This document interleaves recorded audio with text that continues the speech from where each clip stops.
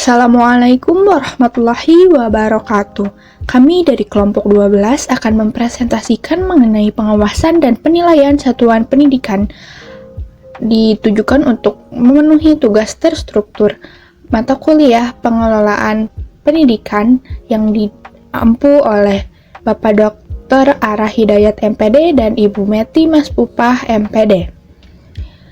Kami beranggotakan 3 orang. Yang pertama ada Sally dengan NIM 11920600091. Yang kedua ada Susi Susilawati Sinta Dewi dengan NIM 11920600103. Dan yang terakhir ada Tasya Salsabila dengan NIM 11920600108.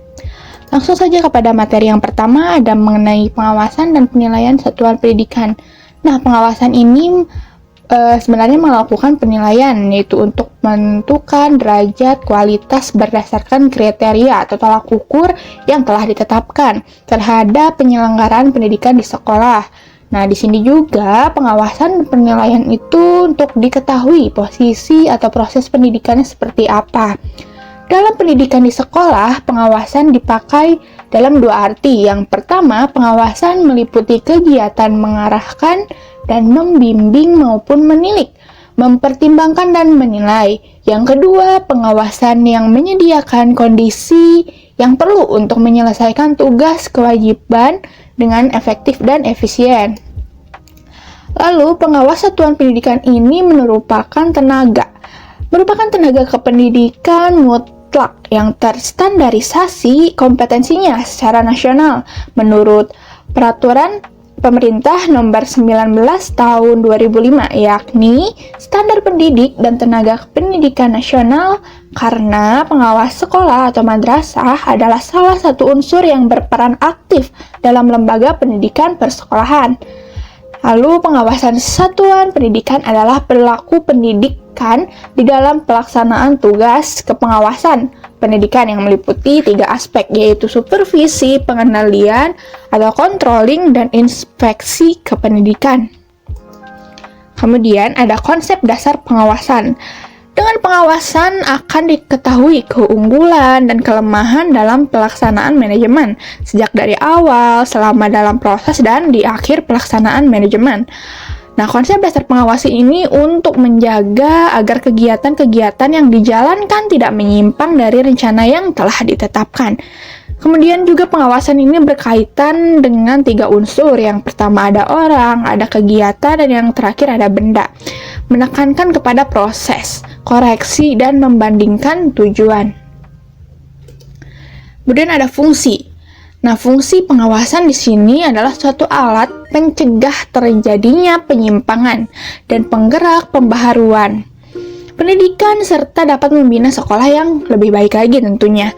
Kemudian untuk mencakup pengendalian, penilaian, pelaksanaan, dan pengambilan tindakan penertiban yang sifatnya represif dan preventif terhadap kegiatan manajemen dalam organisasi. Kemudian ada proses pengawasan. Nah, proses pengawasan ini terjadi dengan tahapan penentuan standar, kedua ada pengukuran, yang ketiga ada perbandingan hasil pengukuran. Nah, ketiganya tersebut adalah tahapan secara keseluruhan. Namun, jika dikemukakan, yang pertama itu ada pengawasan. Pengawasan ini secara langsung, sehingga ada interaksi langsung antara pengawas dan guru yang mengajar. Yang kedua, menasihati. Pengawas ini harus meningkatkan kompetensi guru, baikpun itu pribadi, sosial, dan pedagogik. Yang ketiga, yaitu pengawas harus bisa memantau dan mempertahankan mutu seorang guru. Yang keempat, ada mengkoordinasi. Sehingga mengkoordinasi ini membuat guru memberikan sumber pengadaan sumber dan kegiatan belajar untuk guru dan untuk meningkatkan mutu yang sebelumnya Yang kelima ada reporting, yaitu penegasan dalam proses pembelajaran. Kemudian ada karakteristik.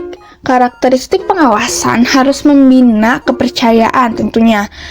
Pengawas juga harus mensupport guru dan membangun strategi tantangan, juga komunikasi yang baik. Dikatakan pengawasan ini efektif jika disesuaikan dengan kebutuhan, disesuaikan dengan fakta, disesuaikan dengan tindakan yang terus memperbaiki kualitas dan sifat fleksibel, dan sistem dan pelaksananya juga harus sesuai tujuan yang dicapai. Ada 4 kriteria, karakteristik ya. Pengawas harus memiliki kemampuan gitu. Yang pertama, pengawas harus bisa memahami ruang lingkup variabel yang dinilai. Kompetensi profesional guru maksudnya. Yang kedua, ada memiliki standar dan atau menyusun instrumen penilaian. Yang ketiga, melakukan pengumpulan dan analisis data. Yang keempat, membuat judgment atau kesimpulan akhir. Kemudian, ada konsep dasar penilaian. Penilaian di sini untuk meminta tindak lanjut yang pada dasarnya ke arah penyempurnaan. Jadi penilaian ini ada untuk menyempurnakan. Yang kedua, termasuk konteks pengembangan program pendidikan. Yang ketiga, bertujuan. Penilaian ini bukan untuk membuktikan ya, akan tetapi lebih kepada memperbaiki. Ditujukan juga untuk pertimbangan dan cara bekerja efektif efisien, memperoleh fakta kesukaran dan pengembangan dari penyempurnaan yang tadi disebutkan. Kemudian sasaran penilaian untuk unsur-unsurnya meliputi input, transformasi, dan output atau keluaran. Bismillahirrahmanirrahim. Assalamualaikum warahmatullahi wabarakatuh. Perkenalkan, nama saya Sally, NIM 11920600091. Izin melanjutkan materi mengenai pengajaran sebagai bagian integral pendidikan di sekolah. Menurut Muhammad Nasir menuturkan, pendidikan yang integral yaitu pendidikan yang mampu memadukan berbagai potensi baik jasmani dan rohani di lingkungan sebagai kelengkapan yang harmonis. Melalui berbagai cara yang dapat digunakan untuk menggali informasi lengkap, kemudian digunakan dalam memperbaiki atau menyempurnakan program pendidikan yang pada gilirannya akan meningkatkan mutu pendidikan di sekolah. Nah, proses penilaian yang dikemukakan itu mengandung beberapa hal penting, yaitu yang pertama, kejelasan dan kesesuaian informasi. Yang kedua, penerapan cara yang tepat dan efektif dalam memperoleh informasi. Yang ketiga, penyajian informasi yang mudah dipahami. Yang keempat, yaitu cara penggunaan informasi sehingga menghasilkan fungsi dan hasil penelitian. Poin selanjutnya yaitu arah penilaian pendidikan di sekolah. Tujuan dan kegunaan penilaian dapat diarahkan pada kepentingan berbagai keputusan seperti kaitannya dengan perencanaan, pengelolaan, proses, dan tindak lanjut pendidikan baik yang menyangkut perorangan, kelompok maupun kelembagaan.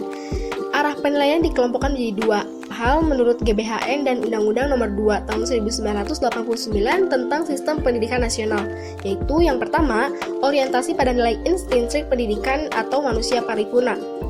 Dengan adanya penilaian sebisa mungkin menjadi jalan menuju pembaharuan kepribadian manusia yang utuh, baik kemampuan intelektual atau kognitif, emosi, moral, agama, dan aspek estetik. Jadi penilaian sebenarnya tidak harus menekankan pada satu aspek saja, tapi menyangkut berbagai aspek kepribadian secara menyeluruh.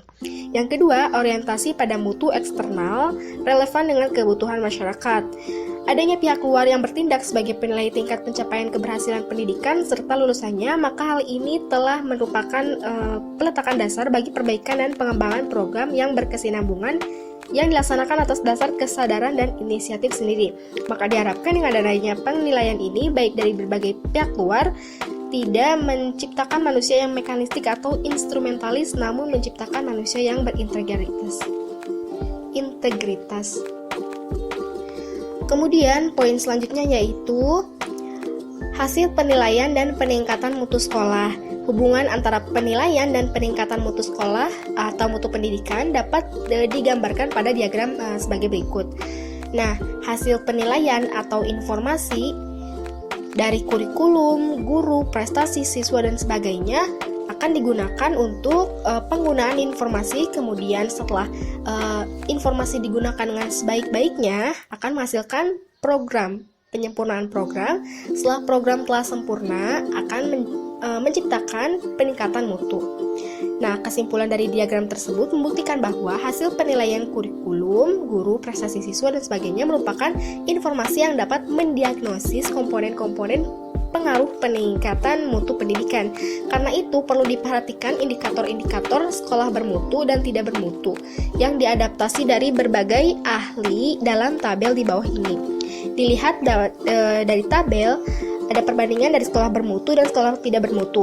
Yang pertama dari masukannya, yang sekolah bermutu memiliki masukan yang tepat, dan sekolah bermutu itu yang tidak bermutu itu masukannya yang banyak. Kemudian sekolah bermutu semangat kerjanya tinggi, sekolah tidak bermutu pelaksanaan kerjanya santai. Sekolah bermutu gairah motivasi belajar tinggi, sekolah tidak bermutu aktivitas belajar santai. Sekolah bermutu penggunaan biaya, waktu, fasilitas, tenaga yang profesional. Sekolah tidak bermutu boros memakai sumber-sumber. Sekolah bermutu kepercayaan berbagai pihak. Sekolah tidak bermutu itu kebalikannya. Sekolah bermutu itu tamatannya berkualitas. Sekolah tidak bermutu itu lulusan hasil katrol. Sekolah bermutu keluaran yang relevan dengan kebutuhan masyarakat, sedangkan sekolah tidak bermutu keluaran tidak produktif. Untuk memperoleh informasi yang tepat sesuai dengan makna melalui penilaian, maka faktor seperti alat penilaian, orang yang melakukan penilaian, aspek yang dinilai, dan situasi penilaian perlu mendapat perhatian agar peranan penilaian dapat meningkatkan mutu sekolah menjadi lebih fungsional. Selanjutnya yaitu hasil observasi atau pengamatan berupa wawancara kepada narasumber-narasumber terkait pengawasan pendidikan di sekolah. Narasumber yang pertama yaitu Guru Dede Jamaludin SPD dari Pondok Pesantren Husnul Khotimah Kuningan. Pertanyaan pertama, menurut Ibu Bapak, apa saja karakteristik dari pengawasan yang efektif? Apakah penerapan dari pengawasan pendidikan di sekolah Bapak Ibu sudah dapat dikatakan efektif? Jawabannya yaitu, karakteristik pengawasan yang efektif dalam dunia pendidikan itu harus saling terbuka, harus saling ada kejujuran, kemudian harus ada kepercayaan. Kalau itu terbentuk dalam dunia pendidikan, maka proses pengawasan akan efektif. Penerapan di sekolah tempat mengajar, sebagian sudah efektif, sebagian tidak efektif. Dalam hal kepercayaan, sebagian ada yang dapat dipercaya, ada yang masih dapat kurang dipercaya. Secara keseluruhan, insya Allah menuju pada pengawasan yang efektif. Kemudian yang kedua, terkait isu pengawasan pendidikan di sekolah, bagaimana tanggapan Ibu Bapak melihat sistem dan proses pengawasan di tempat mengajar Ibu Bapak? Jawabannya, sistem pengawasan sudah bagus karena adanya SOP dari pemerintah tingkat pusat dan daerah. Proses pengawasannya cukup intens, dalam hal ini kepala sekolah mengawasi, mengontrol kinerja guru dalam hal administratif sampai hal teknis strategi pembelajaran. Selalu senantiasa digulirkan atau digaungkan supaya guru memperhatikan kewajibannya dalam pendidikan yang sangat dinamis di zaman yang canggih ini. Proses berjalannya dengan cukup baik. Selanjutnya, mengenai pertanyaan, pada proses pengawasan pendidikan memiliki konsep pelaksanaan dan penilaian. Menurut Ibu Bapak, hal apakah yang menjadi konsep dasar penilaian pendidikan? Jawabannya, penilaian itu adalah suatu keniscayaan, yang mana tanpa adanya penilaian, kita tidak dapat menilai sejauh mana kualitas pendidikan di sekolah kita. Sehingga tentu perlu adanya evaluasi yang berkelanjutan tanpa ada batasnya. Sehingga kualitas pendidikan semakin baik.